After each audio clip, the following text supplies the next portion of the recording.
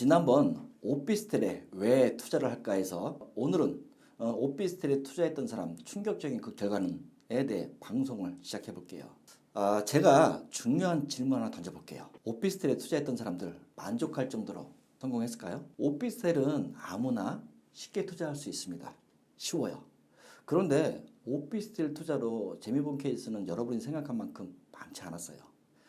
즉 성공 확률이 생각보다 높지 않았다는 얘기인데 성공 확률이 50에서 55% 정도밖에 되지 않거든요. 왜 그런지 우리는 진지하게 생각해 볼 필요가 있습니다. 여러분이 오피스텔 분양을 받을 때 분양 직원이 얘기한 대로 월세가 나왔나요? 아니면 시세 차익을 보셨나요? 많은 사람들이 호기심으로 또는 사은품을 준다 해가지고 가볍게 모델하우스에 구경 갑니다. 그리고 모델하우스 직원들 언변슬에 혹해가지고 생각지도 못하게 분양계약을 작성하고 오죠. 쉽게 투자를 했는데 결과가 어땠을까요?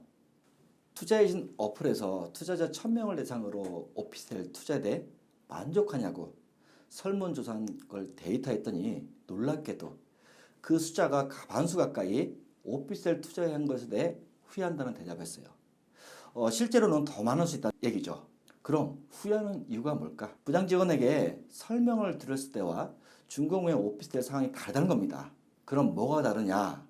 투자를 하면 공실이 있을 수 없다는 얘기. 턱없이 낮은 월세. 오피스텔 가치가 상승한다고 했는데 상승은커녕 오히려 가치가 하락한다고 한 대답이 많았어요. 오피스텔 가격이 떨어졌다는 얘기죠.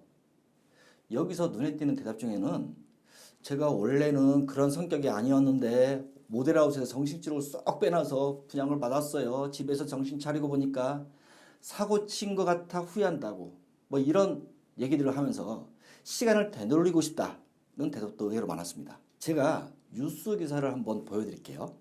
기사 제목이 오피스텔이 대세 수익률을 함정에 속았다가 낭패. 매일보 신문 기사인데 기사 내용은 오피스텔이 아파트 대체제로 떠오르는 모양새다. 실제로 지역에 따라 60~70%대 고수익을 내는 곳도 있다. 그러나 이는 월세 보합, 전세가 상승, 매매가 하락이 만들어낸 착시 효과라는 지적이 나오고 있다는 내용이에요. 이게 무슨 말이냐면 오피스텔은 일반 주택과 비교해서 훨씬 높은 감가상각률과 취득세, 공급 과잉, 미분양 공시에 따른 손해를 조심하라는 건데 여기서 중요한 것은 오피스텔은 아파트보다 감가상각률이 떨어질 뿐더러 주택과 다르게 재건축이 어렵다는 거예요. 즉 재건축으로 인한 미래가치 상승은 쉽지 않다고 이해하시면 됩니다. 부동산 초보자는 인터넷 광고, 블로그나 카페에서 수익률이 높다라는 광고, 그리고 개발 호재가 넘친다는 낚시성 광고를 믿고 투자하기 때문에 성공 가능성보다 실패할 수밖에 없는 패턴입니다. 물론 오피스텔 투자로 성공한 사람도 분명 많습니다. 충분히 공부해서 투자를 했던 소 뒷걸음질로 성공했던 간에 그들이 성공할 수밖에 없는 이유가 분명히 있어요. 우리는 그게 뭔지 정확하게 알아야 해요. 이 기사는 여러분이 꼭 이해하고 넘어가셔야 할 뉴스 기사입니다. 조선비즈에서 가져온 기사인데 10년 임대보장 오피스텔 믿어도 될까? 법적인 효력 없는 경우 많아 라는 기사 제목이에요. 첫 줄 내용을 살펴보면 오피스텔이라는 생활력 숙박시설 등 수익형 부동산 분양 현장에서 분양 후 일정 기간 임대수익을 보장해주는 임대수익 보장제를 도입한다는 문구를 종종 찾아볼 수 있다. 그러나 계약과는 달리 임대수익이 보장되지 않아 피해를 본 수분양자들이 꾸준히 발생하고 있어 주의를 해야 한다는 목소리가 나온다 라는 기사예요. 이 내용 정말 중요합니다. 우리 회사 투자 분석을 맡기는 의뢰인 중에서도 임대보장 화약서가 안전한지 묻는 상담이 아주 많아요.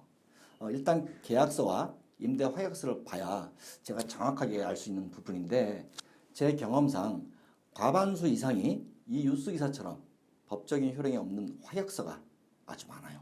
그럼에도 불구하고 임대보장 화약서 한 장만 보고 투자를 결정하는 사람이 엄청 많아요.